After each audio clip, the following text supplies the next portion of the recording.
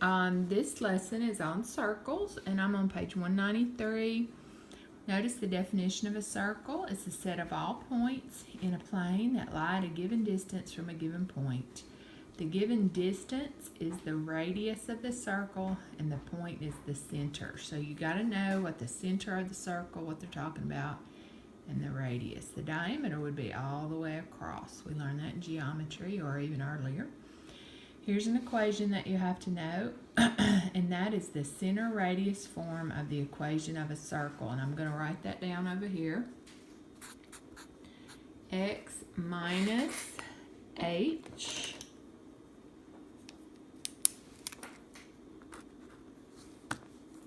squared plus y minus k squared equals r squared. And I did these in a different color because HK is the center point of the circle. And R is the radius of the circle. Notice what's right here is not R, but R squared. And so in order to get R, in order to get the radius, you would have to take the square root of that. So let me give you an example of this. If we had x minus 5 squared plus y plus 2 squared equals 10. Okay, that is in center radius form. You can do this if you want to see it even better. And remember, this 10 over here is not R, but this is actually R squared. But if you write it like this, can you see what H and K are? H and K, that's your center point. H is 5, K is negative 2. That's the center point of your circle. And then this is your radius squared. So your radius is actually the square root of 10. The square root of whatever this number is your radius. So if it's in this form, you can easily pick out the center and the radius if it's in center radius form.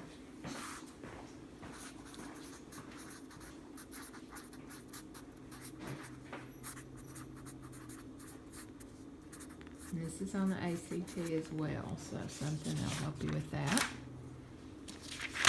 See what else the book wants you to do. All right, it also gives you an example like this. It gives you the center point. It says the center point is 5, negative 8. The radius is 3. Write the equation of the circle in center radius form. Okay, so writing it, here's my equation, x minus h squared, y minus k squared equals r squared. And you just plug this in. This is h, and this is k, and this is r.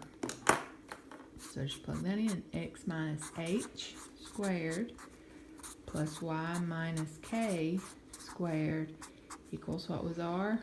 3, and then square it. So the final product, that's the equation of the circle in center radius form.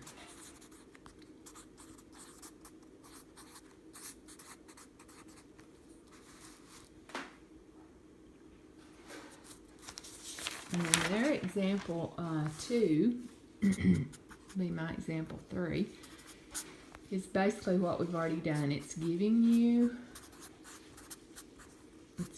the equation, and it's asking you to find the center and the radius. So here's the equation. What's the center point and what's the radius? This number and that number. So it's the opposite here if you notice that. And then the radius is not 36, but it's the square root of 36, which is 6. Remember, this is r squared, so you have to take the square root of that to get the radius. Now, they also give you one like this. What's HK here?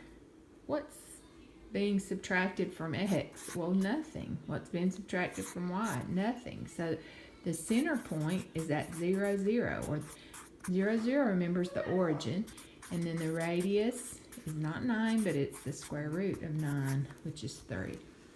And if you see an equation like this where X and Y are both squared, their coefficients are the same, then it's going to be a circle. Well, potentially could be a circle.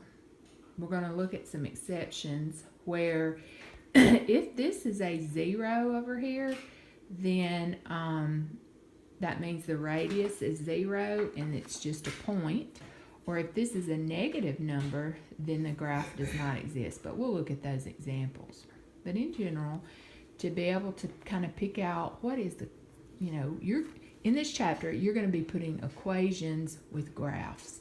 And in general, if your X and Y are both squared and these coefficients are the same, it is a circle. So that was my point I was trying to make. Notice on page 195, it talks about the general form of the equation of a circle. Notice basically what I was just talking about. X and Y are both squared, their coefficients are the same, and you've got some other things out here, but that is the general form of the equation of a circle. What we're going to be doing in the next example is we're going to take the general form and graph it. And it says to find the center and the radius. And once we find that, we can graph it. So let me get the problem written down. Do an easier one. X squared minus 6x y squared plus 10y plus 25 equals 0. Okay, here's our equation. And they might ask you something like this. It might just say find the center point and radius. And it could also ask you to graph it. How do you do that? Well, it's in general form. It's not in center radius form. I'm going to bring center radius form back.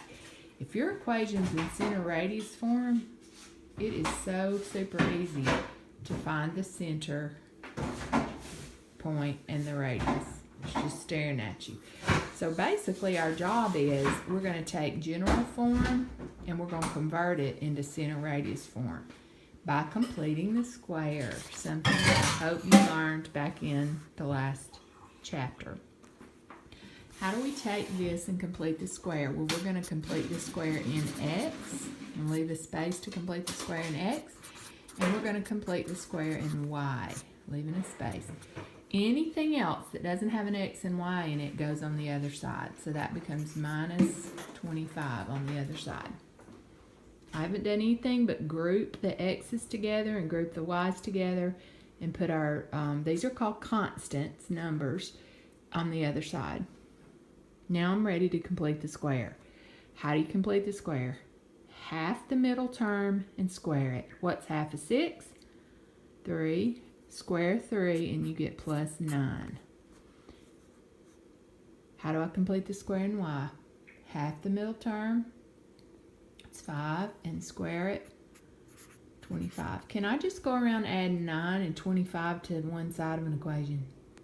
No. If I add 9 and 25 to one side, I have to add 9 and 25 to the other side as well.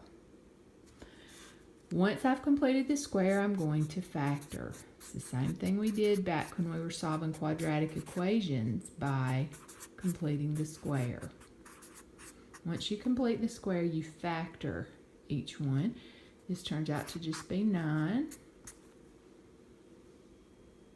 Once you have factored, and you put your factors together like this, what does this look like? I hope you recognize it. This is center radius form.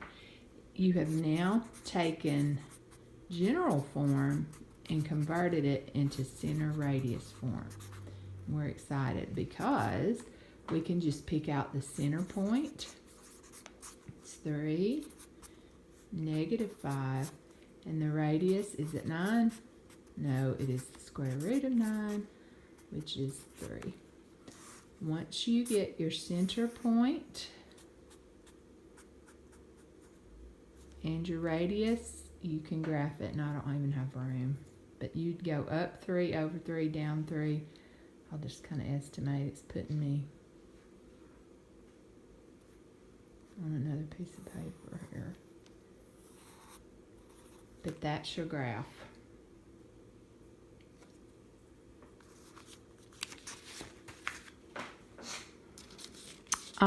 Here's what I was talking about earlier. Example 5, page 197. And this is on your test, so you need to know how to do this. It gives you an equation.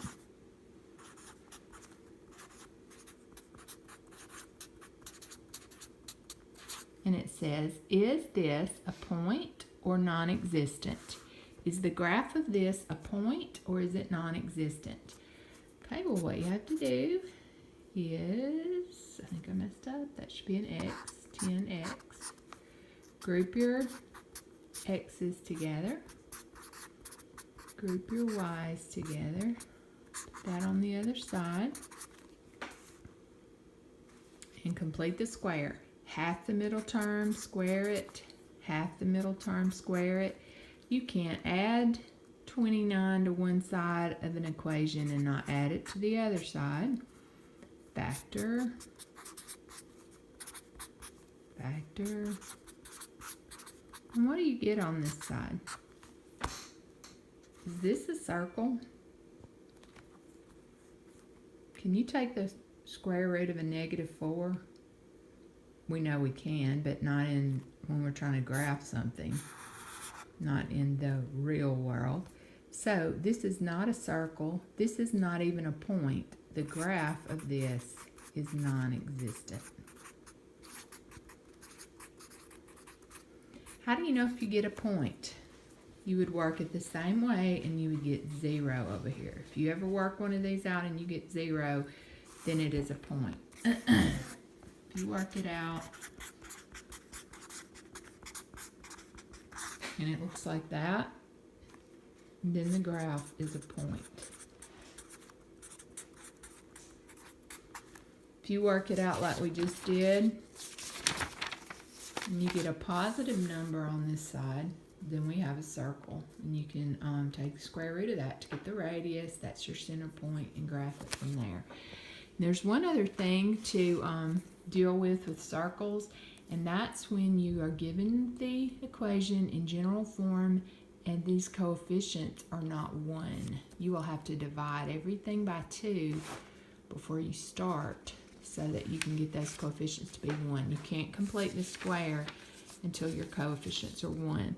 I think I'm just going to give you problems that have coefficients of 1. So that should help you with next week's homework. That would be